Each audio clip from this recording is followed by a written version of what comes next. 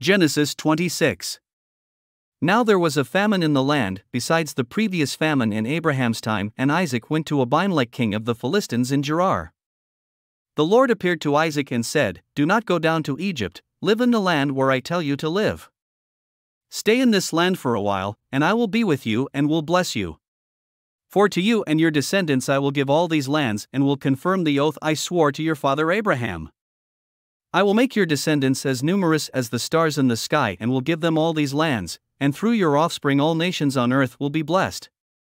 Because Abraham obeyed me and did everything I required of him, keeping my commands, my decrees and my instructions." So Isaac stayed in Gerar.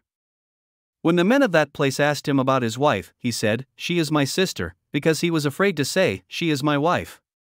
He thought, "The men of this place might kill me on account of Rebekah, because she is beautiful."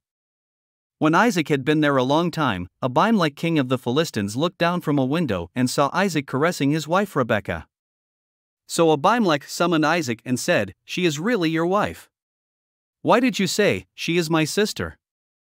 Isaac answered him, "Because I thought I might lose my life on account of her." Then Abimelech said, "What is this you have done to us?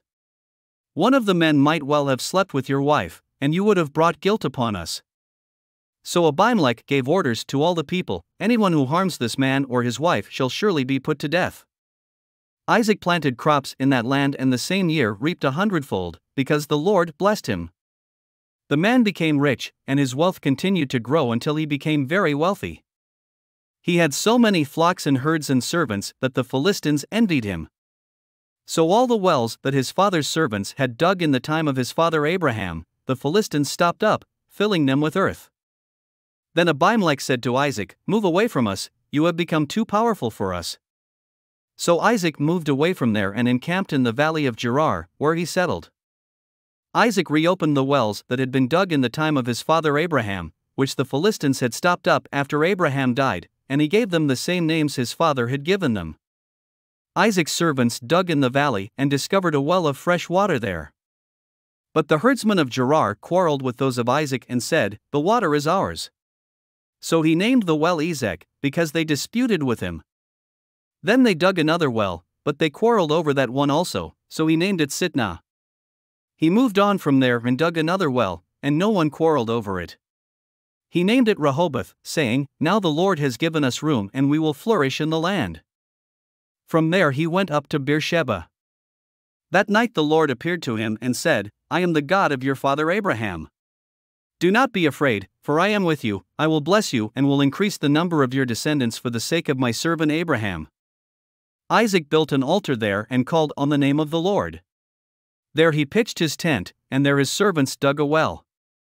Meanwhile, Abimelech had come to him from Gerar, with Ahuzzath his personal advisor and Phicol the commander of his forces.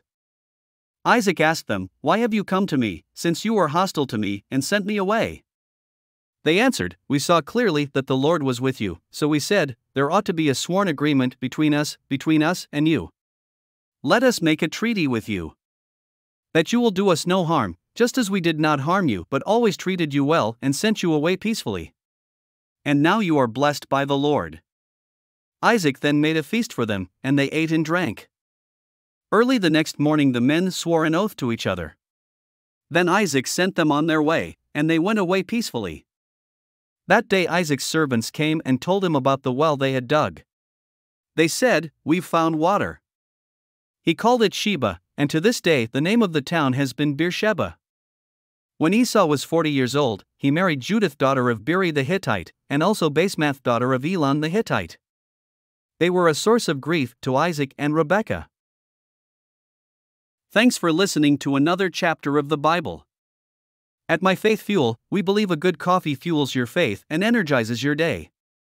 Please visit myfaithfuel.com to explore our delicious coffee blends.